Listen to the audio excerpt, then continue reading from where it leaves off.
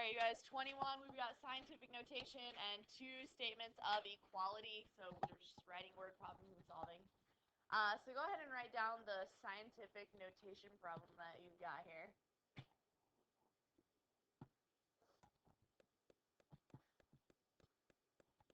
All right, so then what we're going to do is we're going to change each piece to scientific notation. So first I'm going to rewrite this right here as scientific notation. So I have 0.0003. So can anyone rewrite that in scientific notation? 3 times 10 to the, anyone know? Raina? Yeah. Okay, so I'm rewriting just that decimal number, 3 times 10 to the negative 4th, because it goes back. So 1, 2, 3, 4 goes to the left, 4 to go back. Okay, and then I still have 10 times 10 to the negative 6. I just rewrite that. All right, and then I'm going to do 4,000. So rewrite 4,000 in scientific notation. So Dan, what would that be? Good. All right, all over. Okay, now I'm going to do the bottom here. So I've got 0.006. So Lindsay, what do you think that is?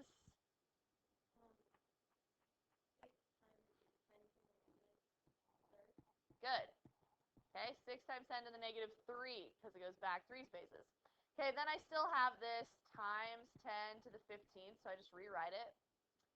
And now I've got 2,000 right here. So Nate in the back, 2,000 would be what? Good job. And then I still have times 10 to the 4th. All right, when we multiply, we're going to multiply all of the normal numbers together first. So I'm going to multiply the 3 and the 4 in the top, and I get 12. All right? And then I'm going to multiply all the 10s together. And when you multiply all the powers of 10 together, what do we do with the exponents, you guys? Don't subtract. You add them, okay? So I have negative 4 plus negative 6. What's that? Negative 10 plus 3. All right, so we get times 10 to the negative 7 on the top. All right, in the bottom, now I'm going to do the normal numbers first. I have 6 times 2, so that also gives me 12. And then we're going to do the powers of 10. So we're going to add what's negative 3 plus 15, 12, okay, plus 3, 15, plus 4, 19. So times 10 to the 19th. All right, so multiply your numbers, add your exponents. Now, you guys, you always divide these numbers like normal, all right? We divide those like normal, and we subtract our exponents when we divide at the end, all right? So 12 divided by 12 is 1. And then I have negative 7 minus 19. You could also think of bringing this to the top right here, and when you bring it to the top, it changes to a negative 19. So you're adding a negative 7 and a negative 19. So that would be 10 to the negative 26. All right? So there we go. What if we got an answer that was like 12 times 10 to the 9th? I don't know, okay? So let's say our final answer turned out like that. We divided, we subtracted exponents, and we got that. Is that answer okay like that? No, because it has to be in scientific notation. Where does the decimal have to be? It has to go back a space. So you would have to change your answer. If you go back a space, you add 1 to the exponent. All right? So that's important to know. Everyone remember that from like algebra a while ago? I'll just assume you do. Okay, if you don't, let me know. The ratio of two numbers, here we go, word problems, is 4 to 5, and their sum is 108. What are the numbers? So ratio of two numbers is 4 to 5. So ratio, when you see that word, think like fraction, okay? Ratios are just fractions. So the ratio of two different numbers, meaning x over y, you can pick any variables, but I'm going to use x over y. So it's a ratio is 4 to 5. So I've got some fraction that reduces to 4/5. Okay, so my numbers are some sort of multiples of that. And their sum is 108. So that's a second equation. Right there we just wrote an equation. My second equation says the sum is 108. What does sum mean?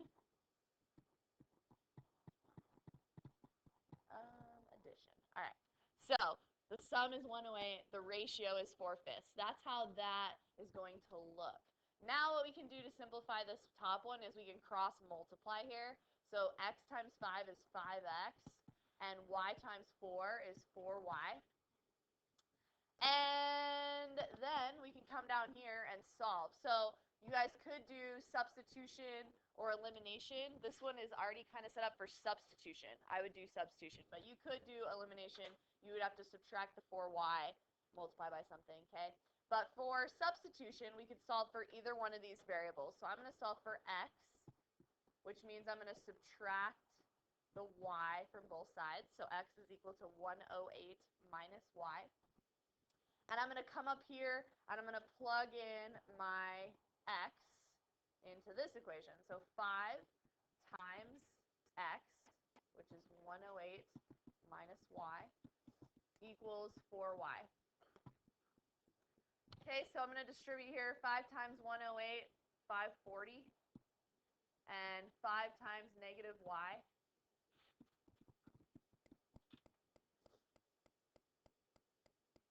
And then I'm going to get all my y's on one side, so I'm going to add 5y over.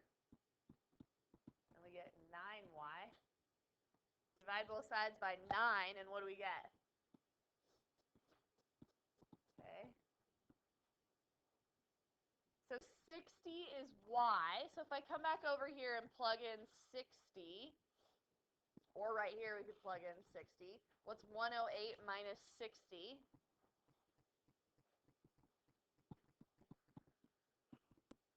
Okay, so x is 48. So make sure it makes sense. So we said the ratio of two numbers, does that reduce to 4/5? Yes.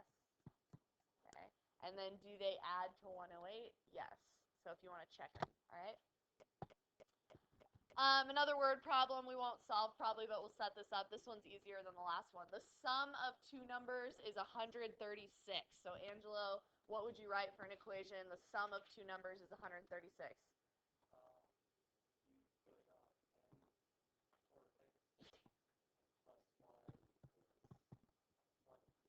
Yep. Okay, that's the sum of two numbers is 136. Awesome. And Jordan, how about their difference is 50?